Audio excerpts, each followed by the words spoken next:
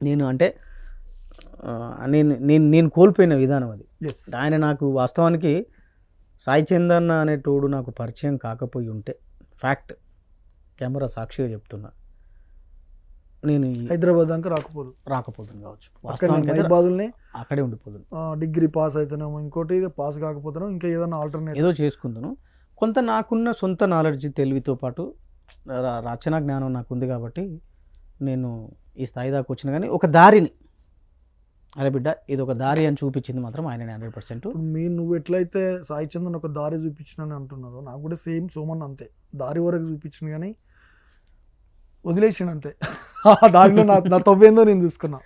ఒకటి అంటే ఇప్పుడు అంటే నా రచనలో ఒక పాట వాడినావు నువ్వు, నేను రాసింది. నెక్స్ట్ నేను రాసిన పాటనే బాబాసాహెబ్ అంబేద్కర్ పాట. అవును, నేను అనుకుంటున్నా, నేనే కాదు చాలామంది నాతో పాటు నన్ను క్వశ్చన్ చేసిన పాట అది. ఇందాక నువ్వు మాట్లాడుతున్నప్పుడు నేను మధ్యలో ఎందుకు ఆపిందంటే, నన్ను కొంతమంది క్వశ్చన్ చేసేళ్ళు, సందీప్తోనే ఎందుకు పాడించినావు. ఇంకొకరు నీ వెనక కావచ్చు, నా వెనక కావచ్చు, చాలా మంది నువ్వు పాడితే బాగుండా పాట అంటే నాతో అన్న వాళ్ళు కూడా ఉన్నారు. మన ఇద్దరి వెనక మాట్లాడుకున్నది ఏంది, వాళ్ళకు కులం పిచ్చి. నైస్. దానివల్లనే సందీప్ని కావాలనే సందీప్తో పాటలు పాడిస్తాడు, ఇంకెవరితో పాడియాడు ప్రసాద్. ఓకే, ఇదొకటి. అప్పుడు అసలు వాస్తవానికి నువ్వు నేను పరిచయంలో నీ కులం తెలుసా, నా కులం తెలుసా? నాకు తెలిసి నీతో నేను రాసిన పాటలలో నీకు ఇప్పుడు నా ఛానల్కి అయితే ఇప్పుడు ఈ పాట బాబాసాహెబ్ అంబేద్కర్ది ఇది బొమ్మ కాదురా, నీ ఛానల్కి ఓ పాట, ఆ తర్వాత సాయి చందన్న పాట, ఆ తర్వాత గద్దర్ అన్న పాట, ఆ తర్వాత సాయి చందన్నదే నీ ఛానల్కి ఓ పాట. ఇట్లా అంటే కొన్ని పాటలు ఆల్మోస్ట్ నేను రాసిన పాటలే ఉన్నాయి. ఓకే, అవును. దీని మీద చాలా రకాల విమర్శలు ఉన్నాయని నేను అనుకుంటున్నా. ఓకే, దానికి నువ్వేం సమాధానం చెప్తావు? నేను ఏమంటున్నా అంటే, విమర్శ చేసే వాళ్ళకి నిజానికి ఒక పాట పాడిస్తూ 2 పాటలు పాడిస్తూ, అంటే చాలామందికి చెప్పేది ఏంటంటే, వాస్తవానికి ఇప్పుడు అంబేద్కర్ పాట ఇంకా చాలా విషయాలలో అంబేద్కర్ పాట వాస్తవానికి నువ్వు పాడదామని నువ్వే అనుకున్నావు. ఇది ఓపెన్ ఇది సీక్రెట్ ఏం కాదు. 100% సెక్రటేరియట్లో మనం ప్రోగ్రామ్ చేసిన తర్వాత చాలామందికి చెప్తున్నా, అంబేద్కర్ పాట నాతోనే ఎందుకు పాడించిండు ప్రసాద్ అనే దానికి ఆన్సర్ చెప్తున్నా. తను పాడించలే, నేనే తీసుకున్న పాటని. బావ నేను పాడతా, ఈ పాట మంచి పాట నాకు ఇయ్యు, నేను పాడతానే 1-2 సార్లు అంటే చలో పాడేసేయి బావ అని చెప్పిండు. అది తప్ప ఇంట్లో కులం లేదు, ఏం లేదు. ఆయన చేసుకుంది ఇంటర్ క్యాస్ట్ మ్యారేజే, నేను చేసుకుంది ఇంటర్ క్యాస్ట్ మ్యారేజే. ఆయన చేసుకుంది ఒక దళిత బిడ్డని, నేను చేసుకున్నటువంటిది నా కులం అమ్మాయి కాదు, ఇంకా బీసీలలో ఇంకొక కులం అమ్మాయి. కాబట్టి ఈ కులపిచ్చి అనేటోళ్ళకి ఏంటంటే వాళ్ళకే ఫస్ట్ కులపిచ్చి ఉంటుంది. కులం మీద వాస్తవానికి మస్తు పాటలు వచ్చినాయి. మరి ఇప్పటివరకు పాపన్న మీద అద్భుతమైన పాట చేయాలి మనం, కులం పిచ్చే అనుకుంటూ ఉంటాయి. కానీ ఆ టైం సందర్భం కలిసి వస్తలేదు. కాబట్టి అట్లాంటి వాళ్ళందరికీ చెప్తున్నా, వాస్తవానికి ఆయన మంచి రచయిత, సేమ్ టైం నాలో ఉన్నటువంటి మంచిగా పాడగలుగుతాడు. ఇచ్చిన పాటనే వాస్తవానికి ఇది బొమ్మ కాదుర పాట ఆయన రాసిండు, నేను పాడినా, దానికి న్యాయం చేసినా, అది ప్రజలలో నిలిచింది. దాని తర్వాత మధ్యలో ధరకు ఒక పాట రాయించుకోవాలనుకున్నా, నేనే అడిగిన ఒక పాట రాయి, నా ఛానల్లో 3-4 పాటలు ఉన్నాయి, నీ పాట కూడా ఉండాలి బావా అంటే తను రాసిండు. ఆ పాటని నేను నా ఛానల్లో పెట్టుకున్నా. తర్వాత సాయి చంద్ అన్నదంటే ఆల్మోస్ట్ మా జర్నీ అంతా కలిసే నడుస్తుంది. ఇటు నేను కావచ్చు, ప్రసాద్ కావచ్చు, అండ్ సంతోష్ కావచ్చు, ఇట్లా కొంతమంది ఉన్నాం, ఒక టీం లాగా ఉంటాము. అంతా టీమ్గా పాడాలనుకున్నాం కాబట్టి సాయి చందన్న పాటలో నాతో పాడించిండు. ఎందుకంటే మేము టీము, నేను ఏదైనా పాట చేసినా ఆయనతో పాడిస్తా. తర్వాత గద్దరన్న పాట కూడా అంతే, ఒక టీమ్గా ఆ టైంలో 4-5 కలిసి ఒక పాట పాడుతున్నటువంటి ట్రెండ్ కాబట్టి ఆ టైంలో అందరం కలిసి పాడినాం. ఇంట్లో కులపిచ్చి ఉంటుంది అనేటోళ్ళకి అది వాళ్ళ కర్మ, మనం ఏం చేయలేం. వాళ్ళు ఆ కులపిచ్చితోనే అట్నే వస్తారు వాళ్ళు. ఒక్కసారి అంబేద్కర్ పాట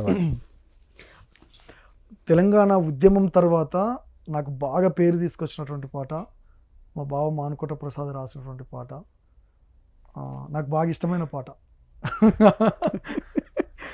మీరందరూ యాంకర్ అనుకుంటారు కానీ మేము ఇద్దరం బావ బామ్మడుతున్నాం, అది వాళ్ళందరికీ తెలుసు. తెలియని వాళ్ళు ఉంటారు కదా అట్లా. ఇది బొమ్మ కాదురా నా చిట్టి తండ్రి, నిలువెత్తు త్యాగమై వెలసింది. ఇది బొమ్మ కాదురా నా చిట్టి తండ్రి, నిలువెత్తు త్యాగమై వెలసింది. మన గుండె ధైర్యం, మన గుండె ధైర్యం, చెయ్యెత్తి మొక్కుదాం బాబా సాహెబు బాట మరువొద్దు నాయి బిడ్డ. బొమ్మ కాదురా నా చిట్టి తండ్రి, నిలువెత్తు త్యాగమై వెలసింది. ఇది బొమ్మ కాదురా నా చిట్టి తండ్రి, నిలువెత్తు త్యాగమై వెలసింది. అంబావాడేనా ఉదయించినాడులే, అవమానాలెదురైతే ఎదిరించినాడులే. అంబావాడేనా ఉదయించినాడులే, అవమానాలెదురైతే ఎదురించినాడులే. జ్ఞానం వెలిగించాలి, అజ్ఞానం తొలగించాలి అని దేశాన్నే దాటిపోయి జాతి తలరాత మార్చే బొమ్మ కాదురా నా చిట్టి తండ్రి, నిలువెత్తు త్యాగమై వెలసింది. ఇది బొమ్మ కాదురా నా చిట్టి తండ్రి, నిలువెత్తు త్యాగమై వెలసింది. తను నమ్మిన సిద్ధాంతం మన బతుకులకొక మార్గం, తన త్యాగం గొప్పదిరా కొలమానము ఎవరంట. తను నమ్మిన సిద్ధాంతం మన బ్రతుకులకొక మార్గం, తన త్యాగం గొప్పదిరా కొలమానం ఎవరంట. అని బౌద్ధాన్నే నమ్మిండు నవ భారత బుద్ధుడు అయ్యిండు, బౌద్ధాన్నే నమ్మిండు నవ భారత బుద్ధుడు అయ్యిండు. అతడే మన దిక్సూచి సాధించు తన బాటలో నడిచి. బొమ్మ కాదురా నా చిట్టి తండ్రి, నిలువెత్తు త్యాగమై వెలసింది. ఇది బొమ్మ కాదురా నా చిట్టి తండ్రి, నిలువెత్తు త్యాగమై వెలసింది. అంటే నీ ఛానల్ పాట నా ఛానల్ పాట నువ్వే లేని దేశాన మా బతుకులు మారేనా. ఒక్క నిమిషం. నాకు అంటే దీని మీద ఒకసారి కాల్ చేసినావు నువ్వు నాకు. అంటే ఈ పాట మీద ఆ, రంజల రాజేష్ అన్న కాల్ చేసి ఎస్ అంటే మంచిగా అంటే నాకు అంటే చాలామంది ఒక విషయం చెప్పిండని చెప్పినావు నాకు. నాకంటే సెంట్రల్ యూనివర్సిటీ నుంచి ఒకరిద్దరు ప్రొఫెసర్స్ వాళ్ళు కాల్ చేసి, కానీ ఇప్పుడు కళాకారులలోనే రంజర్ల రాజేష్ అన్న ఆయన పొద్దున్న లేస్తే దళిత భోజనవాదం మీద తిరుగుతాడు. చాలా డేస్ తర్వాత నువ్వే లేని దేశాన మళ్ళొక్క పాట అసలు ఇదే హిట్ అనుకుంటే అంతకంటే బాగుంది సందీప్ ఈ పాట. కానీ అంటే యూట్యూబ్లో వ్యూవర్షిప్ లేకపోవచ్చు, కానీ అద్భుతమైన పాట అని అన్నాడు. అంటే ఎవరు రాశారంటే మన ప్రసాద్ అని. అంటే అరే భలే ఉంది పోయి మీ బాబామూర్తుల కాంబినేషన్ అసలు అని ఒకటే మాట.